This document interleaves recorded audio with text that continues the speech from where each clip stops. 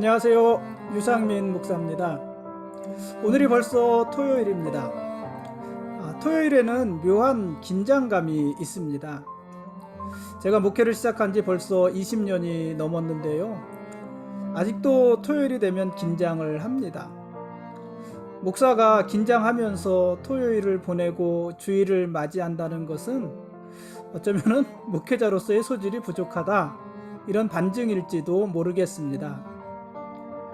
생각해보면 저는 전도사 시절부터 주일 준비가 참 벅찼습니다.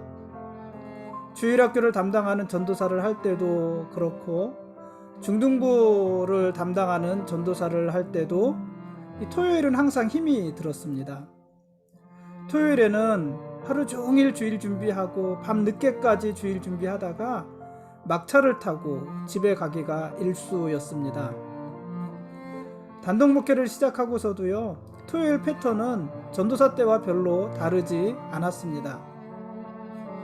어떤 분들은 토요일 전에 주일 준비 다 끝내놓고 토요일에는 성경 보고 기도하면서, 때로는 산책도 다니면서 그렇게 가벼운 마음으로 주일을 지낸다고 하는데, 저는 그게 부러우면서도 잘 되지가 않습니다. 그러니 제가 게으른 것이거나 아니면 주일 준비 자체가 저에게는 버거운 일인 것 아니겠습니까? 목사가 주일 준비에 게을러도 문제고, 목사가 주일 준비를 버거워해도 사실은 문제입니다. 아무튼요, 오늘도 저는 쉽지 않은 토요일 하루를 보냈습니다. 시간은 벌써 한밤중이지만 아직도 제 마음은 분주합니다. 머리가 나쁘면 몸이 고생이라더니 제가 딱 그 짝입니다. 그래도 오랜 시간 저를 믿어주고 품어주고 참아주고 도와주고 또 함께 해주시는 우리 교우들이 있어서 참 고맙습니다. 제가 부족함이 많지만 그래도 한눈 팔지 않는 성실함으로 하루하루 제 일을 감당하겠습니다. 저를 위해 기도해 주십시오. 오늘 말씀 보시겠습니다.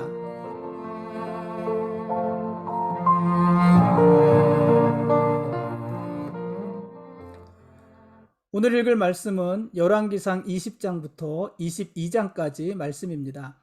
열왕기상의 제일 마지막 부분입니다.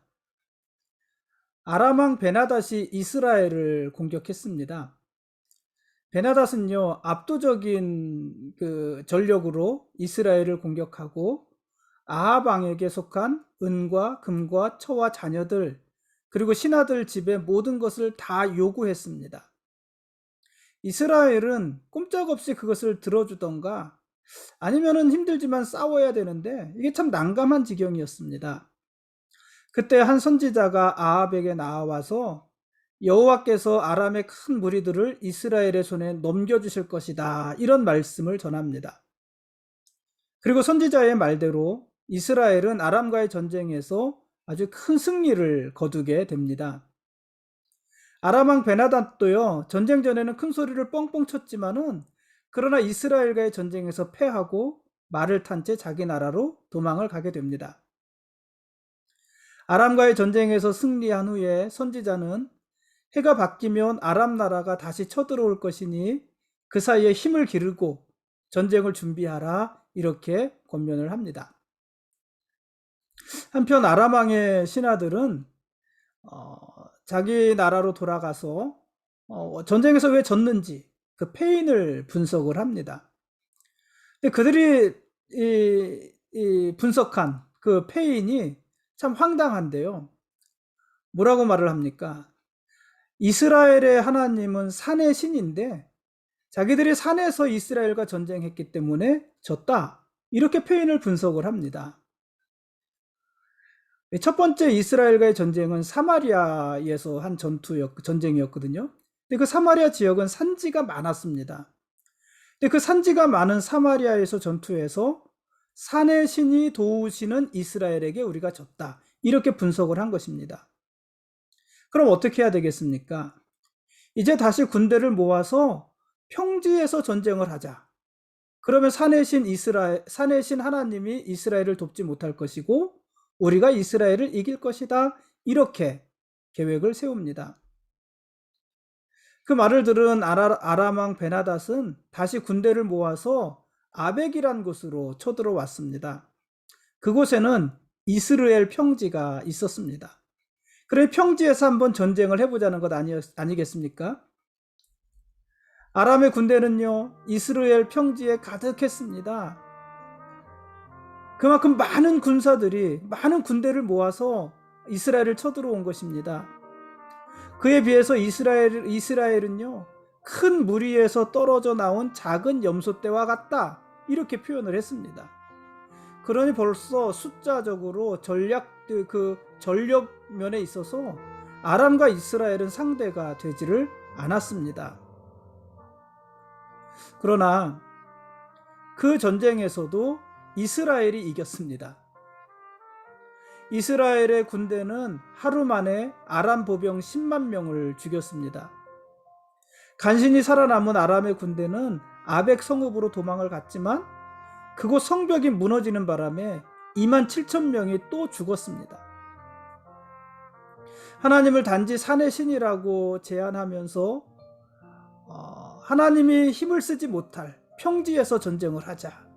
그래서 평지에서 전쟁을 했는데 평지에서도 아람은 하나님의 군대 이스라엘에 의해서 완전히 진멸을 당한 것입니다.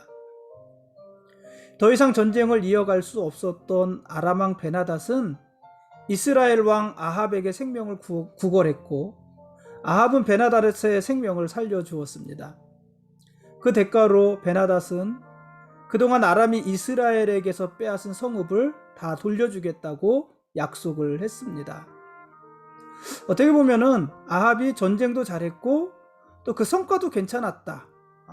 이렇게 평가할 수 있지 않겠습니까? 그런데 하나님께서는요, 아합 왕을 책망하셨습니다. 하나님께서는 아합 왕에게 선지자를 보내서 베나닷을 살려준 그의 행위를 책망하셨습니다. 하나님께서 멸하기로 작정한 사람을 아합이 놓아주었으니 아합의 목숨이 그의 목숨을 대신할 것이고 아합의 백성이 베나닷의 백성을 대신할 것이다. 이렇게 말씀을 하셨습니다. 이후에 아합은 나봇을 죽이고 나봇의 포도원을 빼앗았습니다. 그것은요, 아주 악한 일이었습니다. 그래서 하나님은 그 일로 인해서 아합을 책망하셨습니다. 하나님은 엘리야 선지자를 아합에게 보내셔서 말씀하셨어요. 내가 재앙을 네게 내려 너를 쓸어버리되 네가 속한 남자는 이스라엘 가운데에 매인 자나 놓은 자를 다 멸할 것이요 또 네 집이 느밧의 아들 여로보암의 집처럼 되게 하고 아히야의 아들 바하사의 집처럼 되게 하리니 네가 나를 노하게 하고 이스라엘이 범죄하게 한 까닭이니라. 개들이 나봇의 피를 핥은 곳에서 개들이 네 피 곧 네 몸의 피도 핥으리라.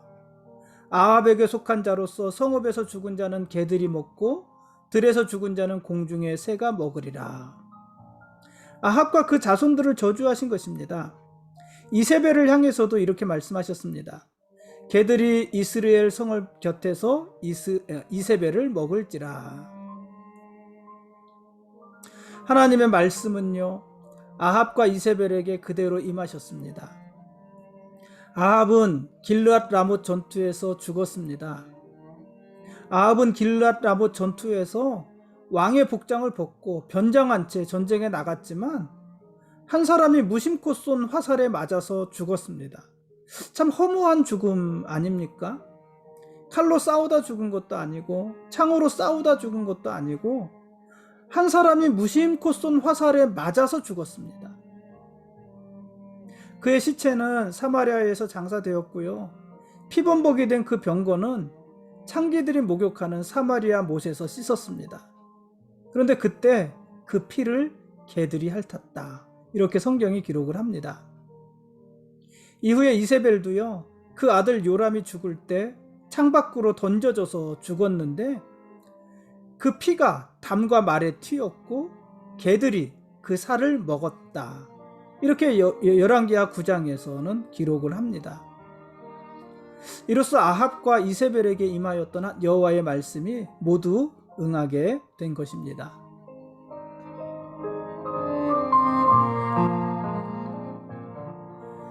지금까지 열왕기상 20장부터 22장까지 말씀에 대한 길라잡이였습니다. 내일 읽을 말씀은 열왕기하 1장과 2장 말씀입니다. 내일부터는 열왕기하 말씀을 큰 줄기로 해서 선지서의 말씀들을 함께 읽도록 하겠습니다. 아합은 유다왕 여호사밧과 함께 길르앗 라못과 전쟁을 했습니다. 그게 이제 아합의 마지막 전쟁인데요.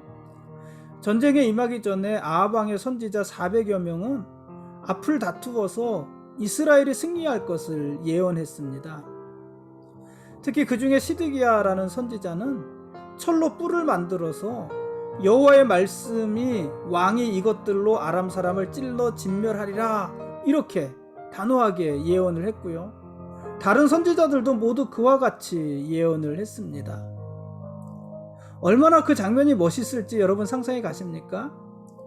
이스라엘 왕 아합이 유다 왕 여호사밧과 함께 연합해서 전쟁에 나가는데 무려 400여 명이나 되는 선지자들이 나와서 하나같이 이스라엘의 승리를 예언하는 것이에요. 아합 입장에서는요, 얼마나 그 예언이 힘이 났을까요? 얼마나 격려가 되는 말이었을까요? 시드기야 같은 선지자는 구체적으로 자기가 본 환상인지 꿈인지를 표현하고 있는 거잖아요. 철로 뿔을 만들어서 이것으로 왕이 아람 사람들을 찔러 진멸할 것이다. 그런데 모두가 이렇게 예언을 했지만 한 사람 미가야 선지자는 다르게 예언을 했습니다. 미가야 선지자는 이스라엘의 승리를 예언하는 400여 명의 선지자들은 하나님께서 아합을 죽이기 위해 거짓말하는 영을 그들 입에 넣어둔 자들이다. 이렇게 말을 했습니다. 그러니 이 400여 명의 선지자들의 말은 다 뭐라는 얘기예요? 거짓이라는 얘기입니다. 그러자 시드기야는 미가야 선지자의 뺨을 치면서 여호와의 영이 자신을 떠나 다른 사람에게 말한 적이 없다. 이렇게 말을 했고요. 아합 왕은 400여 명의 선지자들의 말을 믿고 미가야 선지자를 옥에 가두어 놓은 채 전쟁에 나갔습니다. 그런데 그 전쟁에서 아합 왕은 죽는 것입니다. 미가야 선지자의 말대로 그 전쟁에서 죽은 것이고 개들이 그의 피를 핥게 된 것입니다. 아합 왕 주위에는요, 아주 많은 선지자들이 있었습니다. 그러나 그들은 모두 왕이 듣고 싶은 말만 전하는 거짓 선지자들이었습니다. 물론 아합 왕 곁에는 미가야라는 신실한 선지자도 있었습니다. 그러나 아합 왕은요, 미가야 선지자의 말을 듣고 싶어 하지 않았습니다. 왜 그랬습니까? 미가야 선지자는 항상 흉한 말로써 아합 왕을 책망했기 때문입니다. 여러분, 듣고 싶은 말만 들으려 해서는요, 온전한 삶을 살 수 없습니다. 듣기 싫어도 들어야 할 말을 들어야 합니다. 그래야 살 수 있는 것입니다. 내 귀에 듣기 좋은 소리를 해주는 사람이 좋은 사람이 아닙니다. 힘들어도 내가 들어야 될 말을 해주는 사람이 좋은 사람입니다. 목회자도 그렇지 않습니까? 목회자도 그런 것이 아니라 목회자는 더욱더 그렇지 않습니까? 목회자에게는요, 성도들이 듣고 싶어 하는 말을 하고 싶은 유혹이 항상 있습니다. 왜냐하면 그래야 성도들도 좋고 목회자도 편하기 때문입니다. 그러나 목회자가 성도들이 듣고 싶어 하는 말만 하는 순간 목회자도 성도들도 함께 멸망의 길로 들어서는 것입니다. 목회자는 성도들이 듣고 싶어 하는 소리가 아니라 성도들이 들어야 할 말을 전해야 되고, 성도들은 목회자를 통해 듣고 싶은 말이 아니라 그가 들어야 할 말을 들어야 하는 것입니다. 그것이 목회자와 성도들의 바른 관계이고, 그것이 목회자와 성도들이 함께 살아갈 길인 것입니다. 여러분, 너무 듣고 싶은 소리만 들으려 하지 마십시오. 들어야 될 말을 귀담아 들으십시오. 오늘은 여기까지 하겠습니다. 하나님이 우리의 왕이십니다. 그리고 우리는 그분의 거룩한 백성들입니다. 고맙습니다.